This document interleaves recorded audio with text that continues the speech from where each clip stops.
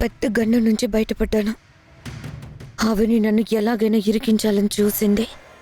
జస్ట్లో miss అయ్యాను.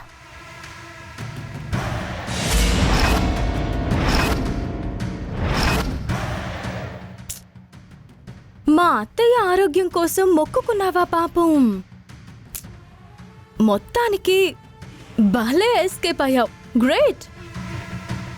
But ఒక్క విషయం బంగారం, తప్పించుకున్నాను అని నువ్వు అనుకుంటున్నావు, కానీ అమ్మవారు అన్నీ గుర్తుపెట్టుకుంటుంది. అంతకు అంతా తిరిగిచ్చేస్తుంది. గతంలో నీ వంటి వారు ఎందరో అమ్మవారితో ఆటలాడారు, పైకి పోయారు.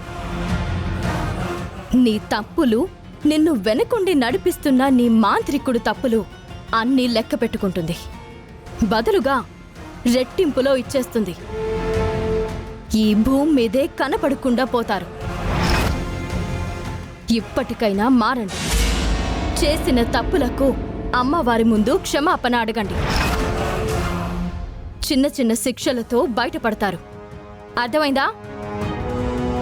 మా అత్తని బురుడి కొట్టించినంత సులువు కాదు అమ్మవారితో. నీ కూతురు మా ఆధీనంలో ఉందని తెలిసి కూడా ఇష్టం వచ్చినట్టు మాట్లాడుతున్నావు. పెళ్ళయ్యేంత వరకు నువ్వు ఎంత తగ్గి ఉంటే అంత మంచిది. నా బిడ్డ ప్రమాదంలో ఉంది కాబట్టే తగ్గి ఉన్నాను.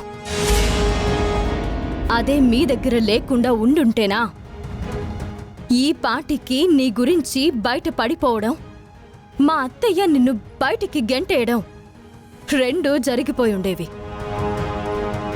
నీ దూకుడు తగ్గించడానికే కదా నీ కూతుర్ని అడ్డం పెట్టుకున్నాను. డబ్బున్న దానివి, స్థాయున్న దానివి, మంచి మనుషుల పెంపకంలో ఉన్నదానివి. ఇంకేం కావాలి నీకు? ఇంకా దేని గురించి మీ ప్రయత్నాలు?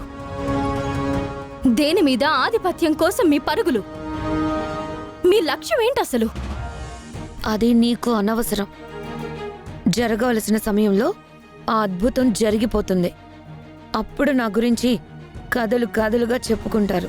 దుష్టులు అంతరించిన కథల్లోనా?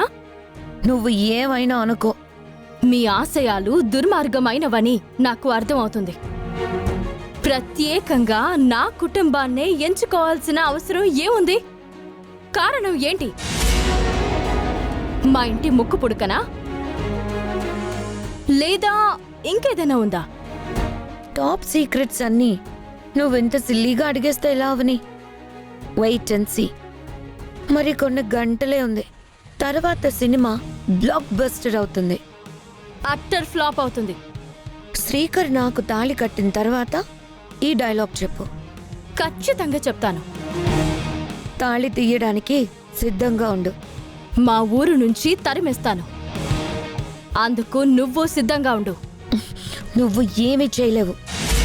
ఏమీ చేయలేడు అని హనుమంతుడి గురించి రావణుడి సైన్యం అనుకుంది. లంకను తగలబెట్టేలేదా? నీ పరిస్థితి కూడా అంతే. సరే, పందిర్లో చూసుకుందాం.